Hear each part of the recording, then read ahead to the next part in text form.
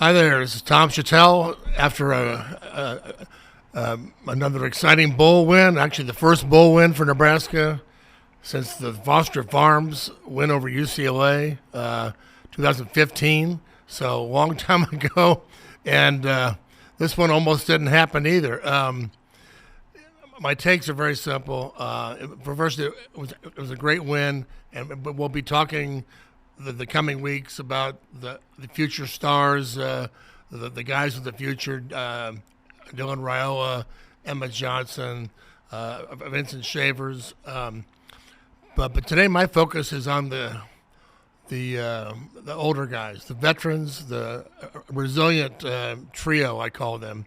I'd give a game ball to each one of these guys who stuck it out and didn't have to be there. They could have opted out. They could have left a year ago. They could have left a long time ago. Talking about Ty Robinson, number 9.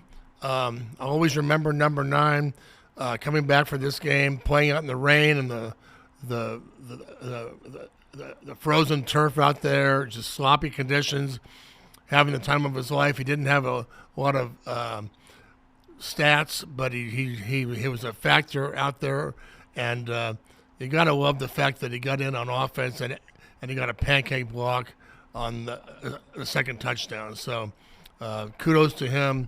Kudos to Ramir Johnson. How many years it's been 6 years for him, and he got to have his most memorable game in his backyard, literally.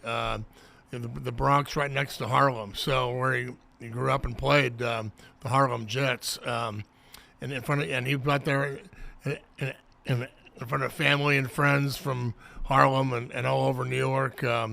What a great thing for him. He looked great. 10 carries, 60 yards, but he had 2 of the key runs. The first touchdown and the game decisive run at the end with the first down. He got to be a hero in front of his family, and I love that because there's a guy that's been through all kind of injuries. He could have left. He could have, 2 head coaches, all that. So I feel really good for him, and also don't forget Heinrich Harburg.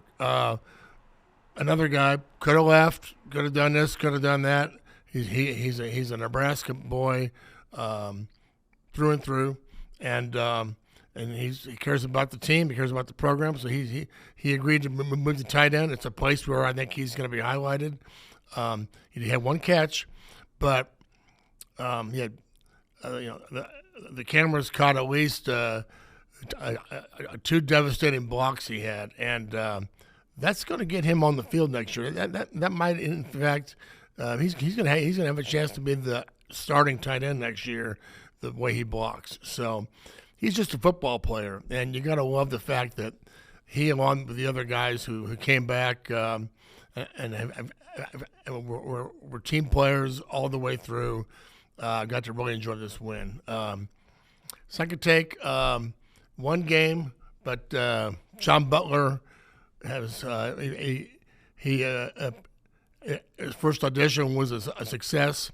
The black shirts, they didn't get it shutout, but they put up against it constantly. They had at least 1 goal line stand. I like the energy they brought, the tackling, the swarm to the ball. They just the pressure. I thought that there were good blitzes that he called to get that pressure. No, he'll face much better offenses next year. But for a guy who just had a few weeks to get this thing ready, I thought it was a good game. So I'm anxious to see more of him and more of what kind of impact he'll. We saw Vincent Shavers grew up before our eyes today, and as a defensive playmaker, I'm anxious to see what kind of impact John Butler will have on Shavers and others going next year. Finally, I love Ed Foley. He's a fun guy to follow around the state. Small town diners, shaking hands with the the real people of Nebraska, a good ambassador, but not a good special teams coach. And it's time for a change. Nebraska needs, if Matt Rule's serious about special teams, he's got to make a change. Today, it almost cost him the blocked field goal, the blocked punt. I mean, they had 3 guys back there, and a guy still snuck in there. It's just not good enough.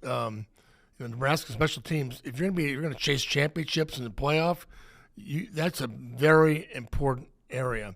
Not only to not do not have any negative plays, but to go make positive plays, go add to the victory. Nebraska just isn't anywhere near that on special teams.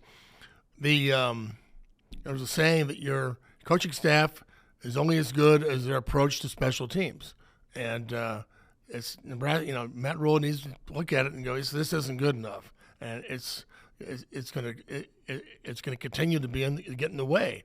Now, today they overcame it.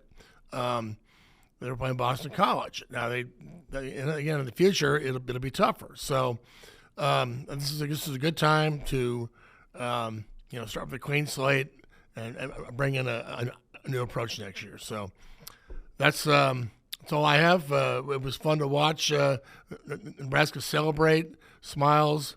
The Yankee Bowl isn't perfect. It's kind of a mess in a lot of ways. But man, it sure filled the bill today. It was just what Nebraska needed. So that's all. I will we'll see you next week for I'll have another Tom's Press Box, and Happy New Year.